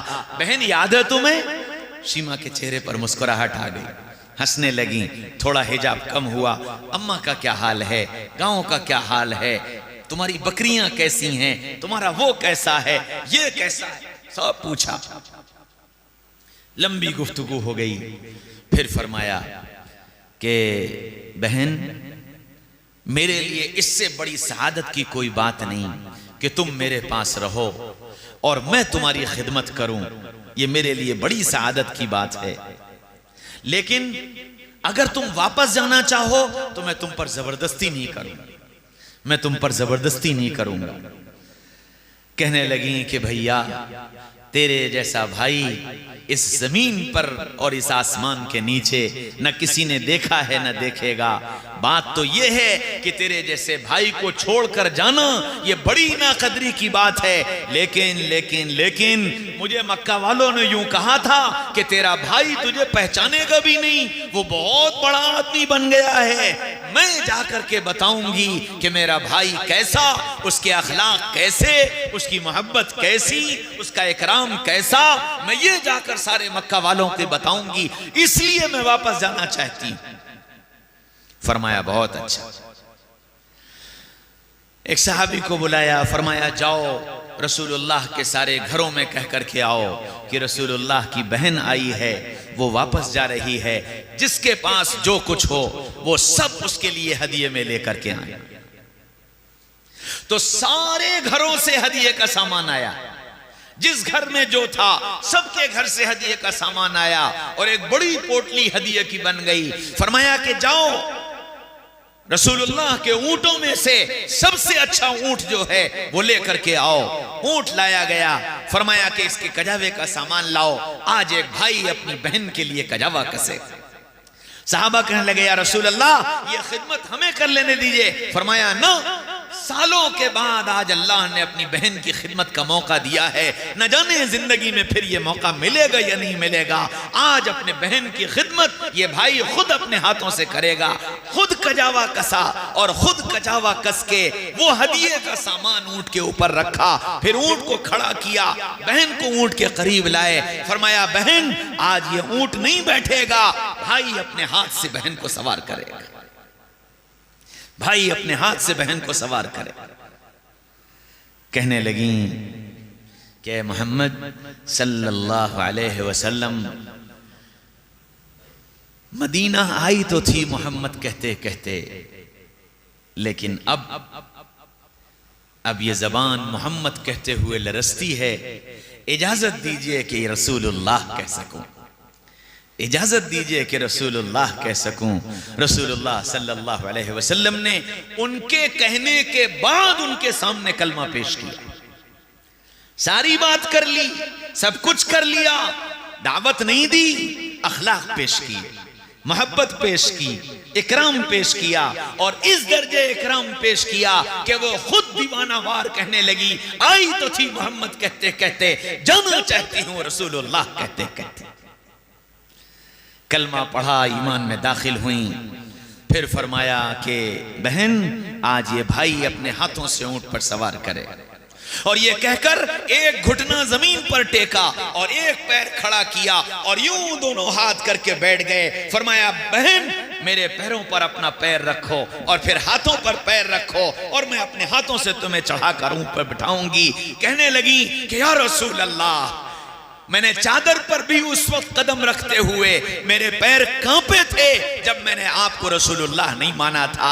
अब जबकि रसूलुल्लाह मान चुकी, शीमा की ये जुर्रत नहीं कि भाई के जिस्म पर अपना पैर रखे और भाई के हाथों पर अपना पैर रखे, ये शीमा की जुर्रत नहीं, मैं ये नहीं कर सकती। अल्लाह के रसूल की आंखों में आंसू आ गए। फरमाया बहन अल्लाह ने ये खिदमत का मौका दिया है, मुझे ये खिदमत कर लेने दो ताकि तेरे भाई के दिल को सुकून मिले। पता नहीं जिंदगी में फिर ये मौका मिला या ना मिला, मेरी बात मान लो, मेरी फरियाद सुन लो और मुझे अपनी बहन की खिदमत कर लेने दो। इतना इसरार किया कि शीमा मजबूर हो गई, मानना पड़ा। रसूलुल्लाह के कदमों पर कदम रखकर और हाथों पर कदम रखकर ऊंट पर सवार हुई, ऊंट पर बैठ गई। रसूलुल्लाह ने नकील पकड़ ली, शीमा की चीख निकल गई। कहने लगी या रसूल अल्लाह, अब ये नहीं हो सकता, या तो मुझे भी नीचे उतार लीजिए या मैं भी आप भी मेरे साथ ऊपर बैठ जाइए। ये नहीं हो सकता कि शीमा सवार होकर चले, दोनों आलम के सरदार पैदल चलें। फरमाया नहीं शीमा, अल्लाह ने आज इतने जमानों के बाद अपनी बहन की खिदमत का मौका दिया है, मुझे खिदमत कर लेने दो। न जाने जिंदगी ने फिर साथ दिया न दिया, मेरी तेरी मुलाकात हुई न हुई, कम से कम तेरी नकेल पकड़ कर चलूंगा और ये चलना ही मेरे लिए मेरे दिल के सुकून का सामान बनेगा। मस्जिद नबवी से लेकर मस्जिद कुबा तक तकरीबन 6 किलोमीटर का रास्ता है। मस्जिद नबवी से लेकर मस्जिद कुबा तक पैदल रसूलुल्लाह सल्लल्लाहु अलैहि वसल्लम अपनी बहन को लेकर गए और फिर काफले की और सहेलियों के साथ काफले को रवाना किया। खड़े देखते रहे जब तक काफला नजर आता रहा, और जब सारा काफला धूल में खो गया, चला गया, तब आसमान की तरफ निगाह उठाई, बहते आंसुओं से कहा, ए अल्लाह तेरा शुक्र है कि तूने एक भाई को बहाना बनाकर बहन को जहन्नम की आग से बचा लिया और उसके ईमान की दौलत दे दी। ए मेरे रब तेरा हजार शुक्र, तेरा लाख शुक्र। यूं आंसू बहाते बहाते रसूलुल्लाह वापस तशरीफ ले आए। इधर शीमा मक्का पहुंची तो सारा मक्का जमा हो गया। हाँ शीमा क्या हुआ, हाँ शीमा क्या हुआ, हमने तो पहले ही कहा था तेरा भाई बहुत बड़ा आदमी बन गया, वो तुझे पहचानेगा भी नहीं। देखा वापस चली आई, उसने रोका भी नहीं, निकाल दिया। सीमा सारी बातें सुनकर कहने लगी, तुम क्या जानो भाई क्या चीज होती है। मेरी किस्मत में मेरे पैदा करने वाले ने ऐसा भाई लिखा जो जमीन और आसमान के इस बीच में आज तक किसी को वैसा भाई नहीं मिला। तुम क्या जानो मेरे भाई का इकराम, तुम क्या जानो मेरे भाई की मोहब्बत, तुम क्या जानो मेरे भाई की इज्जत अफजाई। वो मेरा इकराम किया, वो मेरी इज्जत अफजाई की, वो मेरे साथ एहसान का मामला किया कि रुए जमीन पर कोई भाई अपनी बहन के साथ वो मामलात नहीं कर सकता जो मेरे भाई ने मेरे साथ किए। इतने गुण गाए, इतने गुण गाए, इतने गुण गाए। सीमा कहती हैं कि मेरे ऊंट पर उतरने से पहले मक्का के 70 घराने ईमान में दाखिल हुए। और फिर सीमा इसी तरह अपने गांव पहुंची, सारे इलाके का सफर किया। गांव वालों को पता चला कि सीमा अपने भाई से मिलकर आ रही है, बड़ा शानदार ऊंट है, बड़ा हदिया तहफ सामान है। वहां जाकर के लोगों ने सीमा से सवाल शुरू किया, तेरा भाई कैसा, तेरा भाई कैसा, तेरे भाई ने क्या दिया, तेरे भाई ने क्या किया। वो सुनाना शुरू किया। सीमा कहती हैं कि मैंने इतना सुनाया, इतना सुनाया कि मेरे गांव और अतराफ के 300 घराने ईमान में दाखिल। फिर ये सारी कारगुजारी रसूलुल्लाह की खिदमत में पहुंची तो रसूलुल्लाह सल्लल्लाहु अलैहि वसल्लम ने फरमाया, अल्लाह तेरा शुक्र है तूने एक भाई की बहन को बहाना बनाकर इतने इंसानों को जहन्नम की आग से बचा लिया। हाय मेरे भाइयों, दोस्तों, अजीजों, बुजुर्गों, एक वो भाई था, एक हम भाई हैं। एक वो भाई था, एक हम भाई हैं। हमने अपने बहनों के साथ क्या किया, हमने अपनी बहनों का कितना हक अदा किया। मुझे माफ करना, आप सब मुझे माफ करना। हालात इतने खराब हो गए, इतने खराब हो गए, हक तो क्या अदा करते, बहन की मीरास भी खाकर बैठ गए, बहन की जायदाद पे कब्जा कर लिया, बहन के पैसे पे कब्जा कर लिया, बहन को घर आने नहीं देते, बहन से मना कर दिया कि मेरे घर के दरवाजे तेरे लिए बंद हैं। बताओ कल क़यामत के मैदान में अगर सीमा और रसूलुल्लाह खड़े हो गए कि एक हम भाई बहन थे, एक तुम भाई बहन हो, हमारी जिंदगी भी तुम्हारे सामने थी, तुम्हारी जिंदगी कैसी थी, बताओ उस वक्त हम भाई बहन क्या जवाब दें। इसलिए मेरे भाइयों, दोस्तों, अजीजों, बुजुर्गों, बहनों की कदर करो, बहनों की कदर करो। रसूलुल्लाह सल्लल्लाहु अलैहि वसल्लम ने एक मर्तबा हजरत आयशा से फरमाया कि आयशा, अल्लाह ने जिसको 4 बेटियां दी और उसने उन बेटियों की अच्छी तरबियत की, अच्छे नाम रखे, अच्छी तरबियत की, फिर अच्छी जगह उनकी शादी कर दी, अल्लाह बगैर हिसाब किताब के जन्नत में दाखिल कर दे। आयशा कहने लगी, या रसूलुल्लाह, और अगर 3 हो तो? फरमाया कि हाँ 3 हो तो भी। फरमाया आयशा कहने लगी, और अगर 2 हो तो? फरमाया हाँ 2 भी। फरमाया और अगर 1 हो तो? फरमाया हाँ 1 हो तो भी। कहने लगी, या रसूलुल्लाह, अगर शादी न की हो तो? फरमाया कि फिर अगर 4 बहनें हों और उन बहनों की अच्छी तरबियत करे और उनकी जरूरियात को पूरा करे, उनका हक उनको दे, उनकी अच्छी जगह शादी करे और उनके साथ एहसान का मामला करे, अल्लाह बगैर हिसाब किताब की जन्नत में दाखिल करेगा। आयशा ने फिर सवाल किया, 3 हो तो? फरमाया हाँ 3 हो तो। 2 हो तो? फरमाया हाँ 2 हो तो। 1 हो तो? फरमाया हाँ 1 हो तो। फिर कहने लगी, या रसूल अल्लाह, अगर किसी की कोई औलादी ना हो तो? जैसे मैं, हज़रत आयशा ने अपनी तरफ इशारा किया, अगर किसी की औलादी ना हो जैसे मैं। फरमाया कि आयशा, जिसकी औलाद ना हो उसके लिए मैं हूं, जिसकी औलाद ना हो उसके लिए मैं हूं, मैं उसकी शफाअत करूंगा। हमारी बहनें हमारी जन्नत हैं, हमारी बेटियां हमारी जन्नत हैं। हाँ, गैरों के बीच में रहते रहते बेटियां बोझ लगने लगी, बहनें बोझ लगने लगी। हजरत जाबिर रजी अल्लाह अन्हु रसूलुल्लाह सल्लल्लाहु अलैहि वसल्लम की खिदमत में आए। ओहद की जंग थी। या रसूल अल्लाह, मैं भी चलूंगा। फरमाया अच्छा। बाप का इंतकाल हो गया, मां थी नहीं, 7 बहनें थी। अल्लाह के रसूल ने यह नहीं कहा कि भाई जाओ तुम बहनों को देखो, चलो जाबिर चले गए, पूरा सफर किया, सफर करके वापस आए। अब आकर के कहने लगे या रसूल अल्लाह, अब्बा है नहीं, माँ अम्मा है नहीं, 7 बहनें हैं और अब्बा कर्जा छोड़कर गए हैं, और थोड़ा मोड़ा नहीं 40,000 दरहम कर्जा छोड़कर गए हैं, क्या करूं? फरमाया जाबिर शादी करो, जाबिर शादी करो। हाँ, हमारे यहां क्या कहते हैं, लड़का कैसे शादी कर ले, अभी उसकी बहनें बैठी हुई, अब वो बहनों की शादी में लड़का बुढ़ा हो गया कि जी बहनों की शादी जब तक नहीं होगी भाई की शादी हो ही नहीं सकती।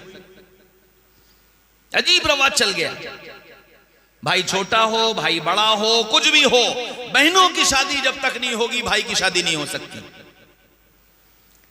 कि जी तुम्हारे ऊपर जिम्मेदारी है बहनों की, तुम शादी कैसे कर लोगे। अल्लाह के रसूल ने क्या कहा, जाबिर फौरन शादी करो। हज़रत जाबिर ने निकाह कर लिया। अब आए या रसूल अल्लाह, शादी कर ली। फरमाया किससे की?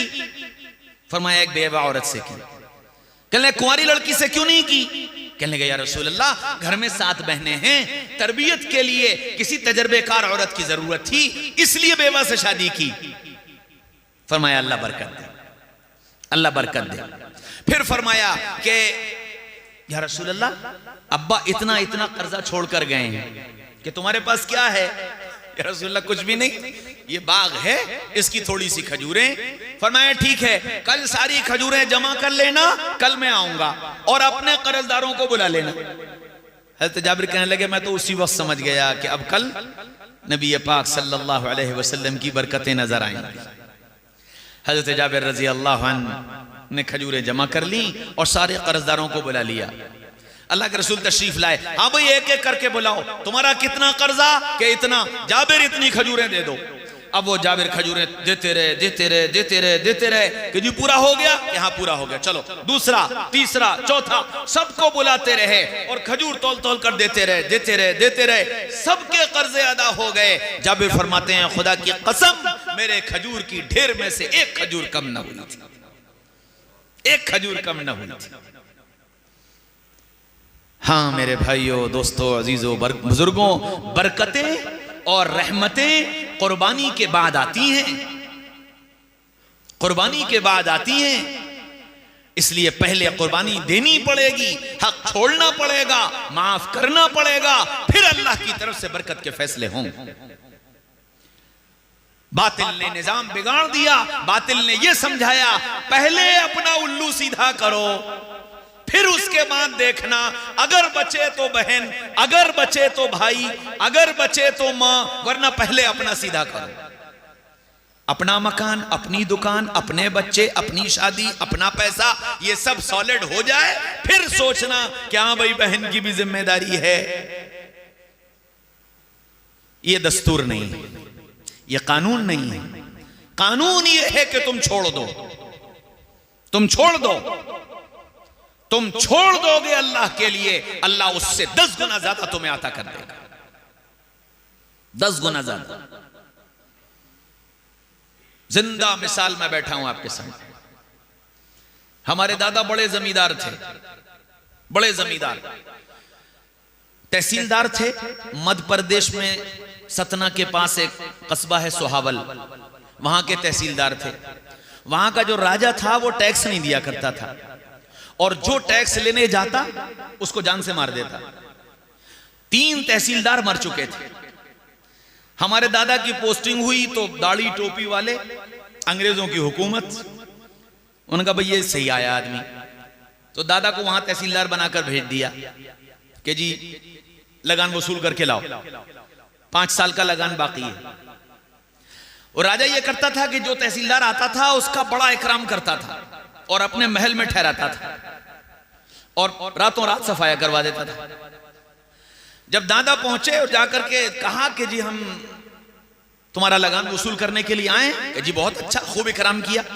रात आई कि जी तहसीलदार साहब मैंने कमरा तैयार करवा दिया है। कहले नहीं भाई मैं तो मस्जिद में रहता हूं, मैं तो मस्जिद में रहता हूं, मैं किसी के घर नहीं रहता और मस्जिद जा रहा हूं, सुबह मुलाकात होगी। कहने लगा नहीं नहीं नहीं, मैं अभी इंतजाम कराता हूं। नौकर भेजे कि जाओ मस्जिद के बाहर या मस्जिद में जो दरख्त है उसके नीचे बिस्तर लगवाओ, पानी का इंतजाम करो, सारी चीजों का इंतजाम करो। सारा बिस्तर लगवा कर, पानी वानी का इंतजाम करवा कर वहां पर भेज दिया। दादा चले आए, आकर के बिस्तर पर लेट गए। रात को 2:30 बजे तड़ तड़ तड़ तड़ तड़ तड़ तड़ गोलियां चली। दादा अंदर मस्जिद में नमाज पढ़ रहे थे। अब वो जो गोलियां चला करके बिस्तर पर थोड़ी, जब इनको ये लगा कि बिस्तर पर कोई हरकत ही नहीं हुई, तो ये बिस्तर के करीब आए तो देखा बिस्तर खाली। इनके होश उड़ गए और ये सब घबरा कर राजा के पास पहुंचे कि राजा साहब वो तो है ही नहीं बिस्तर पर, वो तो है ही नहीं बिस्तर पर। तो राजा खुद आया, खुद आकर उसने देखा। जब बिस्तर पर नजर नहीं आए तो मस्जिद में गया। मस्जिद में गया तो दादा सजदे में पड़े हुए थे। बस अल्लाह ताला ने उसके ऊपर रौब डाल दिया और सुबह आया और हाथ जोड़े, माफी मांगी, 5 साल का लगान दिया और यूं कहा, हमारे दादा को लाला मियां कहा करते, लाला मियां अब आप कहीं नहीं जाओगे, अब आप यहीं रहोगे। फिर 20 साल वहीं रहे और 5 एकड़ जमीन उसने दी दादा को। नसीराबाद हमारा असल वतन है, आबाई वतन नसीराबाद है। नसीराबाद में बेशुमार जायदाद। जब दादा हमारे यहां से रिटायर हुए तो उस दौरान हमारे अब्बा फिरोजाबाद में नौकरी में आ गए थे और 75 रुपए तनख्वाह थी। तो रिटायर होने के बाद नसीराबाद पहुंचे, वहां से अब्बा को खत लिखा कि बेटा मैं रिटायर हो गया हूं और अब यहां तुम्हारे चचा की रोटी खा रहा हूं, दिल ये चाहता है कि तुम मुझे अपने पास बुला लो। खत पहुंचा, वालिद साहब फौरन आए, कहने लगे चलिए, और लेकर के उनको फिरोजाबाद आ गए। और जब वहां से निकलने लगे तो अपने छोटे भाई यानी हमारे छोटे दादा से कहा कि सईद मियां मैं जा रहा हूं और अब ये सब जायदाद तुम संभालना। और वहां से जब सतना से आए तो सतना के लोगों को बुला करके यूं कहा कि जी हम तो अब रिटायर हो गए, हम जा रहे हैं, ये मस्जिद है और ये जायदाद है, ये सब मस्जिद और मदरसे के लिए वक्फ है, हम तो चले। यहां आ गए, आकर के रहने लगे। बहुत तंगी की जिंदगी गुजारी, बहुत तंगी की जिंदगी गुजारी। हमारे वालिद साहब के एक दोस्त थे, बड़े अल्लाह ताला ने उनको अपने इलाके के एतबार से बड़ा बाअसर और बड़े पैसे वाले थे। वालिद साहब के दोस्त थे, दादा के पास भी आने जाने लगे थे। तो एक दिन दादा ने उनको बिठाया और हमारे अब्बा को बिठाया और उनका नाम आबाद था। कहले आबाद मियां तुम गवाह रहना, मैंने अपनी नसीराबाद की सारी जायदाद अपने छोटे भाई को दे दी है। तो वो आबाद साहब हमारे दादा पे नाराज होने लगे कि लाला ये क्या कर रहे हैं आप, ये बच्चों का हक है, आप हक मार रहे हैं। कहने लगे ना, शेर कभी किसी का मारा हुआ नहीं खाता, हमेशा अपना शिकार खुद करता है और दूसरों के लिए छोड़कर आगे बढ़ जाता है। मैंने अपने बच्चों की तरबियत शेरों की तरह की है। अल्लाह का शुक्र है, तालीम है, सेहतमंद हैं, ये अपनी जिंदगी खुद गुजार लेंगे। और सुनो आबाद मियां, मैंने अपने अल्लाह से मांग लिया है, मैंने अपने अल्लाह से मांग लिया है, मेरे इन बच्चों की कोई जरूरत कभी नहीं रुकेगी, कोई जरूरत कभी नहीं रुकेगी। अल्हम्दुलिल्लाह सुम्मा अल्हम्दुलिल्लाह। मैं क्या और मेरी हैसियत क्या, मैंने अपने दादा की उस दुआ का असर आज तक हर दिन हर पल देखता हूं कि अल्लाह कैसे जरूरत के मौके पर कैसे इंतजाम करते हैं कि अकल हैरान हो जाती है, अकल हैरान हो जाती है। छोड़ करके देखो अल्लाह कितनी बरकतें देते हैं। और फिर आखिर वक्त में फरमाया कि बेटा कभी अपनी जायदाद, अपना मकान, अपना घर बार, इसकी तरफ कभी निगाह उठाकर मत देखना। और अगर उन लोगों में से यानी हमारे छोटे दादा की औलादों में से अगर उन लोगों में से कोई कभी तुम्हारे पास अपनी जरूरत लेकर आए तो तुम अपनी बिसात से बढ़कर उनकी मदद करना। अल्हम्दुलिल्लाह सुम्मा अल्हम्दुलिल्लाह, उस मालिक का करम है कि अल्लाह ने वो दिन दिखाया। मेरे भाइयों, दोस्तों, अजीजों, बुजुर्गों, तुम अल्लाह के लिए छोड़ दोगे, अल्लाह बरकतों के दहाने खोल देगा। सारी दुनिया की लड़ाइयां, सारे दुनिया के झगड़े, सारी दुनिया के मुकदमे सिर्फ इसी बात के हैं, मेरा हक मुझे मिलना चाहिए। अगर सिर्फ ये नियत कर लें कि जी हमें अपने हक का मुतालबा नहीं है, लेकिन दूसरे का हक हम नहीं मारेंगे, सारे मुकदमे खत्म हो जाएंगे, सारे लड़ाई झगड़े खत्म हो जाएंगे। रसूलुल्लाह सल्लल्लाहु अलैहि वसल्लम ने यही सिखाया था, अपना हक माफ करना और दूसरों का हक अदा करना, बहनों का हक अदा करने वाले बने। रसूलुल्लाह सल्लल्लाहु अलैहि वसल्लम ने हक अदा करके दिखाया। मेरे भाइयों, दोस्तों, अजीजों, बुजुर्गों, यहां जितने बैठे हैं, मुझे अल्लाह की जात से उम्मीद है, रामपुर की जमीन बड़ी अच्छी जमीन है और रामपुर के लोग बड़े अच्छे लोग हैं। मुझे अल्लाह की जात से यकीन है कि इंशाअल्लाह सुम्मा इंशाअल्लाह यहाँ जितने बैठे हैं सब अपनी बहनों से बेपनाह मोहब्बत करने वाले होंगे और सब अपनी बहनों का हक अदा करने वाले होंगे। लेकिन अगर कहीं किसी से ऊंच नीच हो गई है या हो जाती है, तो आज यहां से ये नियत करके उठना कि इंशाअल्लाह अपनी बहनों का हक अदा करूंगा और अपनी बहनों से मोहब्बत करके दिखाऊंगा कि एक भाई कैसी मोहब्बत करता है, जैसी रसूलुल्लाह सल्लल्लाहु अलैहि वसल्लम ने अपनी बहन से मोहब्बत करके दिखाई। और मेरे भाइयों, दोस्तों, अजीजों, बुजुर्गों, जिस तरह भाइयों के जिम्मे है कि वो बहनों का हक अदा करें और बहनों से मोहब्बत करें, इसी तरह बहनों के जिम्मे भी ये है कि वो अपने भाइयों का हक अदा करें और बहन भाइयों से मोहब्बत करें। ये बहनों का हक। और याद रखो, बहनें भी याद रखें और आप भी याद रखो, ताली कभी एक हाथ से नहीं बजती, ताली दोनों हाथ से बजती है।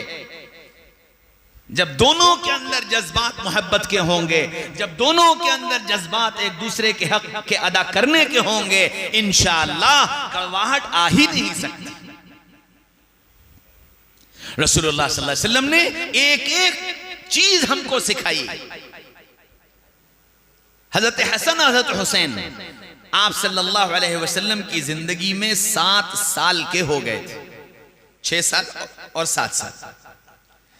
लेकिन इस 6-7 साल जिंदगी में रसूलुल्लाह सल्लल्लाहु अलैहि वसल्लम का कोई कौल ऐसा नहीं मिलता जिसमें अल्लाह के रसूल ने हजरत हसन और हजरत हुसैन से ये कहा हो, ये मत करो, ये नहीं करना चाहिए, ऐसे करो, ऐसे करना चाहिए, कहीं नहीं मिलता। एक वाकया, सिर्फ एक वाकया, हजरत हुसैन रजी अल्लाह अन्हु ने एक खजूर पड़ी थी, उठाकर मुंह में रख ली, फरमाया बख बख, और जल्दी से दौड़ कर आए और अपनी उंगली डालकर मुंह से उस खजूर को निकाला। फरमाया कि ये सदके की है और सदका हमारे लिए जायज नहीं।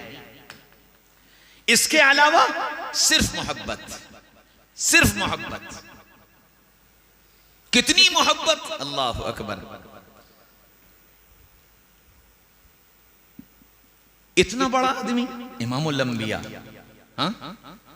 हुकूमत का चलाने वाला, वफूद आ रहे हैं, दुनिया की फतूहात के बारे में मशवरे हो रहे हैं, अल्लाह का पैगाम पहुंचाने की तदबीरें इख्तियार की जा रही हैं, सारा निजाम कायम है। लेकिन इस सब के बावजूद कोई दिन ऐसा नागा नहीं जाता था जब रसूलुल्लाह सल्लल्लाहु अलैहि वसल्लम अपने बच्चों के साथ बैठ करके वक्त न गुजारते हों और बच्चों के साथ न खेलते हों, खुद न हंसते हों और उन्हें न हंसाते हों।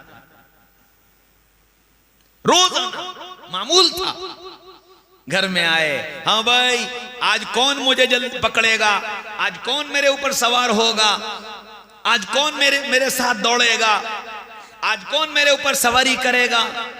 और सारे बच्चे आकर के आपके ऊपर टूट पड़े, कोई कंधे पे चढ़ गया, कोई सर पे चढ़ गया, कोई टांगों पे चढ़ गया, कोई कमर पे चढ़ गया, सब जमा हैं। हसन भी, हुसैन भी, ज़ैनब भी, मोहम्मद भी, आउन भी, अबू बकर भी, सब जमा हैं और सबके साथ आप खेल रहे हैं। खड़े हो गए, अच्छा भाई जाओ वहां से दौड़ कर आओ, कौन मुझे पहले छुएगा। और सारे बच्चे दौड़ कर आए और एक साथ आकर इतनी जोर से आप पर गिरे कि आप पीछे गिर गए और फिर उठकर बैठ गए। फिर अपने हाथ टेक लिए, घुटने जमीन पर रखे। हाँ भाई, इस ऊंट पर कौन सवार होगा, इस ऊंट पर कौन सवार होगा? हजरत हसन उछल कर बैठ गए, हजरत हुसैन उछल कर बैठ गए और दोनों को बिठाकर पूरे कमरे में चक्कर लगाया। और फिर फरमाया, सवारी कैसी है, तुम्हारा ऊंट कैसा है? फिर दोनों को उतारा, अपनी नवासी ज़ैनब को अपनी पीठ पे बिठाया और उनको बिठाकर पूरे कमरे में चक्कर लगाया। घर से निकले, हसन को एक तरफ बिठाया, हुसैन को एक तरफ बिठाया, दोनों को कंधे पे बिठाकर बाजार में तशरीफ ले जा रहे हैं। बच्चों से प्यार करके दिखाया। एक बच्चा आया, रसूलुल्लाह सल्लल्लाहु अलैहि वसल्लम ने उसको प्यार किया, गाल चूमे। तो एक सहाबी कहने लगे, या रसूलल्लाह, आप बच्चों को प्यार करते हैं? फरमाया हाँ। कहने लगे, या रसूलल्लाह, मेरे तो 17 बच्चे, मैंने आज तक किसी के प्यार नहीं किया। फरमाया, मैं क्या करूं, तेरे सीने में पत्थर रखा है, मैं क्या करूं, तेरे सीने में पत्थर रखा है। दिल अल्लाह ने मोहब्बत के लिए बनाया है, मोहब्बत करेगा, मोहब्बत करेगा। जब दिल मोहब्बत के लिए है तो मोहब्बत रसूलुल्लाह से करो, रसूलुल्लाह के तरीकों से करो, रसूलुल्लाह के अखलाक से करो, रसूलुल्लाह वाली जिंदगी इख्तियार करो, अपने अखलाक को बुलंद बनाओ। तरबियत दोनों तरफ की है। एक औरत आई, कहने लगी, या रसूलुल्लाह, मैं निकाह करने जा रही हूं, मेरे ऊपर शौहर के क्या हक हैं? फरमाया कि तेरे शौहर के जिस्म में फोड़े हो जाएं और उन फोड़ों में पीप पड़ जाए और तू अपनी जबान से चाट चाट कर उस पीप को साफ करे तो भी तूने शौहर का हक अदा नहीं किया। एक ऊंट आया, अल्लाह के रसूल के सामने सर झुका करके खड़ा हो गया। अल्लाह के रसूल, सहाबा ने पूछा, या रसूलल्लाह, ये क्या कर रहा है? फरमाया, ये मुझे सजदा कर रहा है। फरमाया, ये अल्लाह का रसूल, जब ये जानवर होकर आपको सजदा कर रहा है, हम ज्यादा मुस्तहिक हैं इसके कि हम आपको सजदा करें। फरमाया, ना ना, सर तो सिर्फ सर बनाने वाले के आगे झुकेगा, सर तो सिर्फ सर बनाने वाले के आगे झुकेगा। अगर मैं सर झुकाने की इजाजत देता तो मैं बीवी से कहता कि शौहर को सजदा किया करे। उधर औरतों को बताया कि घर की जिंदगी को खूबसूरत बनाने का तरीका क्या है। तो रसूलुल्लाह सल्लल्लाहु अलैहि वसल्लम वाली जिंदगी इख्तियार करेंगे, घर खूबसूरत बन जाएगा, घर खूबसूरत बन जाएगा। नियत करो कि इंशाअल्लाह रसूलुल्लाह सल्लल्लाहु अलैहि वसल्लम वाली जिंदगी इख्तियार करेंगे, उनके अखलाक को अपने अखलाक बनाएंगे। आप सल्लल्लाहु अलैहि वसल्लम के बारे में फरमाया कि आप न गाली बकते थे, ना आप फुहशगो थे, ना आप बेहयाई की बातें करते थे। तो आशिक रसूल को यह जेब नहीं देता कि वो गाली बके, ये जेब नहीं देता कि वो फुहशगोई करे, ये जेब नहीं देता कि वो अपने से कमजोर पर हाथ उठाए, ये जेब नहीं देता कि अपने कमजोर को धक्के दे, ये जेब नहीं देता कि अपने कमजोर को गालियां दे। अपने मियां बीवी के रिश्ते को मजबूत बनाना है तो जबान के बोल मीठे बनाओ, जबान के बोल मीठे बनाओ। जितनी जबान मीठी होगी घर का माहौल उतना खूबसूरत होगा, घर का माहौल उतना खूबसूरत होगा। कोई तेज आवाज से मत बोलो, मर्जी के खिलाफ, मिजाज के खिलाफ कोई बात हो जाए, बर्दाश्त कर जाओ, बर्दाश्त कर जाओ, बर्दाश्त कर जाओ, चुप कर लो, चुप कर लो, चुप कर लो। तुम्हारी चुप हजार मसाइल को हल कर देगी, हजार मसाइल को हल कर देगी। अपनी ताकत के नशे में चूर मत हो जाओ, अपने नाक के गुस्से की वजह से अपने घर को बर्बाद मत करो। मियां और बीवी के आपस के इख्तिलाफात बच्चों की जिंदगी को तबाह बर्बाद कर देते हैं। बच्चों को अगर किसी लायक बनाना चाहते हो, आपस में मिलजुल कर और मोहब्बत के साथ जिंदगी गुजारो। अपनी जिंदगियों को बच्चों के लिए आइडियल बनाओ कि बच्चे ये कह सकें मेरे आइडियल मेरे माँ बाप हैं। ऐसी जिंदगी बनाने की कोशिश करो। जितना अपनी जिंदगी को आइडियल बनाओगे, बच्चों के साथ जितनी खूबसूरत जिंदगी गुजारोगे, इंशाअल्लाह उतना घर अमन और चैन का गहवारा बन जाएगा। बच्चों को अपने से इतना खाइफ न करो कि वो तुमसे अपनी बात कह न सकें, और इतने बेतकल्लुफ न हो जाओ कि वो तुम्हारे सामने बेहयाई शुरू कर दें। दरमियाना रुख अख्तियार करो कि बच्चा तुमसे कोई बात छुपा ना सके। दोस्त बनकर के बच्चों के साथ रहो, ऐसा दोस्त जो खैरखा हुआ करता है, जो भलाई चाहा करता है, जो कामयाबी चाहा करता है, ऐसा दोस्त बच्चों के साथ बनो। याद रखो, अल्लाह ने बच्चों, हर इंसान के अंदर एक मिजाज रखा है, एक फितरत रखी है कि उसको अपने राज शेयर करने के लिए एक दोस्त चाहिए। यह फितरी तौर पर है। अपने राज अपने अंदर रह करके जी नहीं सकता, घुट के मर जाएगा। अपने राज शेयर करने के लिए उसे एक दोस्त चाहिए। अब दोस्त तुम बन जाओगे तो वो अपने राज तुमसे शेयर करेगा। दोस्त बाहर कोई बन जाएगा तो ये राज उससे शेयर करेगा, तुमसे करेगा, तुम सही राह दिखाओगे। बाहर शेयर करेगा, वो उसको गलत राह दिखा देंगे, औलाद बिगड़ जाएगी। इसलिए औलाद को अपना दोस्त बनाओ ताकि वो अपने सारे राज तुमसे कहे और अपना दिल हल्का कर ले। करेंगे, सब करेंगे इंशाअल्लाह। आज की इस मजलिस में सिर्फ ये नियत करके जाना है कि हम रसूलुल्लाह सल्लल्लाहु अलैहि वसल्लम वाले अखलाक और रसूलुल्लाह सल्लल्लाहु अलैहि वसल्लम वाली जिंदगी इख्तियार करें।